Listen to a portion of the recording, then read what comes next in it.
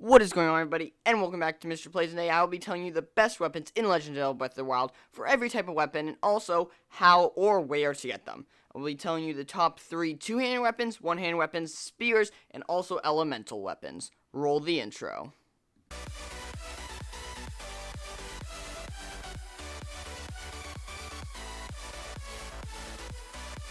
So Breath of the Wild has tons of melee weapons that Link can use, all having different uses, damage, durability, and style of play. In this video, I rank the top 3 weapons from each of the 4 types, mainly looking at their attack, durability, and different ways they can be used. For this list, I will not be including amiibo weapons or the Master Sword because that weapon is just way too overpowered. So first off, the two-handed weapons. At number 3, we have the Savage Lynel Crusher. This weapon has an attack of 78 and a durability of 35.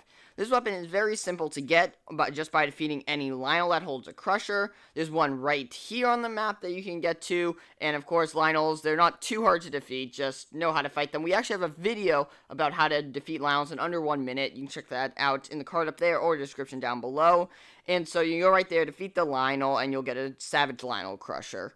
I love this weapon so much because it does so much damage. It's just so much fun to spin around dealing loads of damage and then using Urbosa's Fury and then just repeating this. It has amazing damage, but it does not have the best durability, which lands it at the number 3 spot. Now, the second best two-handed weapon is the Ancient Blade Saw. It has an attack of 55 and a durability of 50. So, first of all, you're fighting with a literal chainsaw in Zelda, which is absolutely amazing. So, it's a chainsaw in Zelda. That gives it a few bonus points, puts it up a bit higher in the list. And so, this weapon can be crafted at the Akla Ancient Tech Lab, so it's not too hard to get if you have a lot of Guardian parts. And you need ancient cores for this, and we have a video on how to farm ancient cores up in that card down in the description. You can go find that. And so this weapon is amazing because it has great durability, but you can also increase its attack by a pretty good amount if you are wearing the Guardian armor set. So this will activate Ancient Proficiency, which will increase the attack of all ancient weapons. You can do the same spin charge thing with Urbosa's Fury, which you can do with all two-handed weapons, and this is really cool, and this all lands it at the number 2 spot. So at number 1 for two-handed weapons, we have the Boulder Breaker, with an attack of 60 and also a durability of 60. I feel like this weapon is very underrated. What you can do if you want to get it is after you beat the Divine Beast in the Goron region, and if you've broken it or got rid of it before, you can reforge it with Rohan in this Goron region, and you'll be able to get it back again. So you also need a Cobble Crusher to reforge it, but you can find that right here on the map. And so this weapon is so amazing because of both its amazing attack and also it has an amazing durability, making it usable for a while. It's also amazing for mining different gems or stones or flint or whatever. And I love this weapon because it has great uses, great damage, and great utility, and also great durability, which all lands it at the number 1 spot for two-handed weapons. So now on to the one-handed weapons. So at number 3 for one-handed weapons, we have the Scimitar of the Seven. This weapon has an attack of 32, but a durability of 60. This is the same durability of the Boulder Breaker. So this weapon has decent attack, pretty average, middle of the pack, but its durability is what earns it its spot on this list. So this is another champion's weapon, which can be reforged by Buliara in Gerudo. So you need a Gerudo Scimitar, but you can find that right here on the map. And you can reforge it and get the Gerudo Scimitar. It's got great durability. It lasts so long, which is amazing. And it's also got pretty good damage, so it's not like the spring-loaded hammer where it's got 80 durability but only 1 damage. It's got pretty good damage and also great durability, which all lands at the number 3 spot.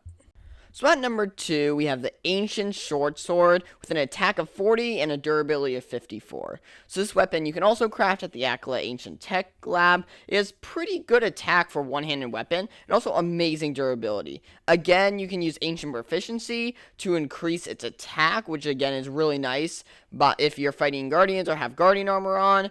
And so it's got really good damage at its base for a one-hand weapon, and you can increase that with that Ancient Proficiency. It's also got great durability, and this all just lands it at the number 2 spot for one-handed weapons.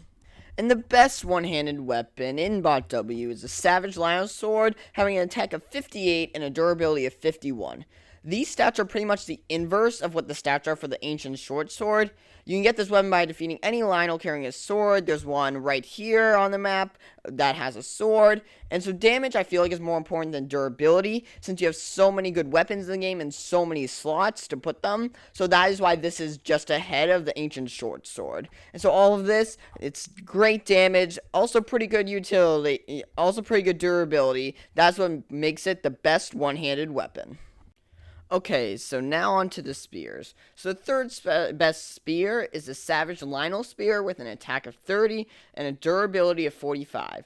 This spear has amazing durability for a spear and also pretty good attack. You can get this by defeating any Lynel with a spear, like the one shown on the map right here. This weapon is very durable, and you can also do some nice damage with it. So again, it's a great weapon, pretty good durability, pretty good damage, so that's what puts it at the number 3 spot.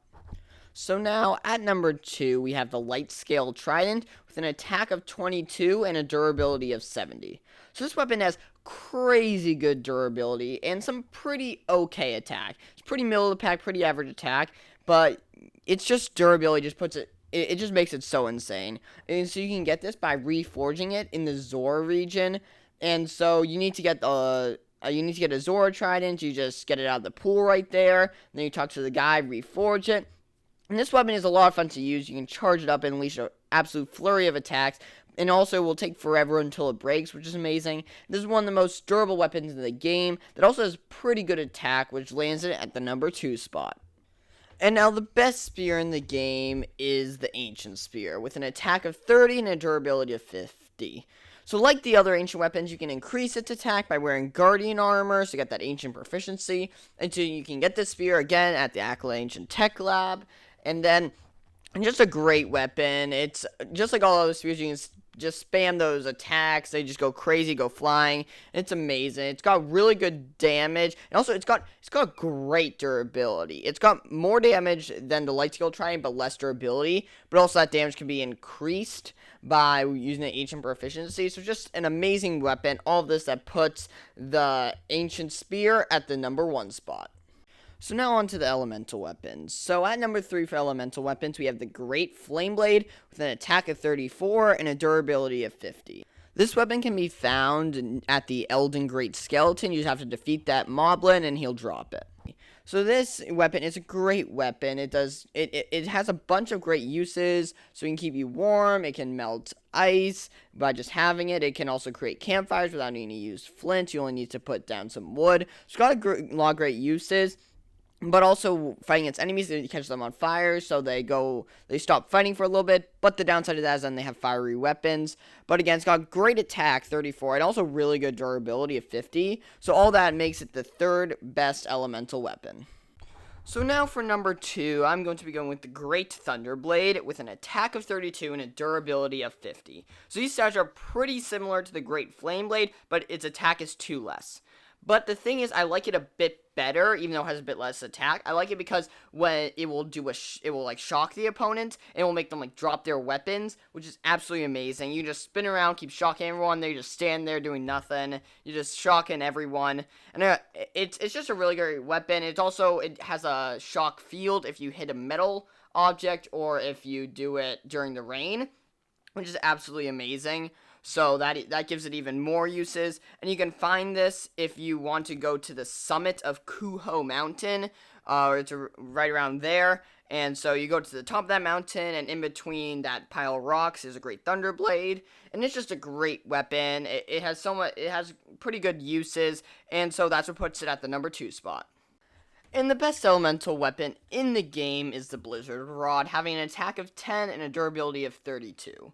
So at first glance, this doesn't seem like that great of a weapon with only an attack of 10, but what's amazing is that what you can do is you can just use it, and then it just does this, it just emits a bunch of ice, and it freezes everyone around you. So that's like stasis, but for every single enemy who's around you, and they just get frozen, and they have nothing they can do, and they can just like charge something up, maybe charge up your spear, or just go spinning around with your 2-handed weapon, and then just go absolutely ham on them, and they have nothing to do, and then just take out your Blizzard Rod again and hit them again.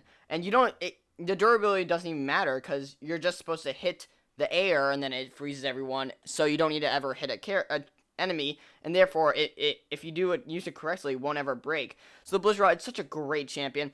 You can find one, you have to defeat the Wizrobe that's right here on the map, and you get a Blizzard Rod, and it's just such an OP weapon that you can just freeze everyone and they can't do anything. So yeah, that's why the Blizzard Rod comes in at number 1. And thank you guys so much for watching this video, and if you did enjoy it, please be sure to give it a like, and then if you want to see more Breath of the Wild content, please consider subscribing with notifications on so you don't miss any of our uploads Monday, Wednesday, Friday, and until next time, peace!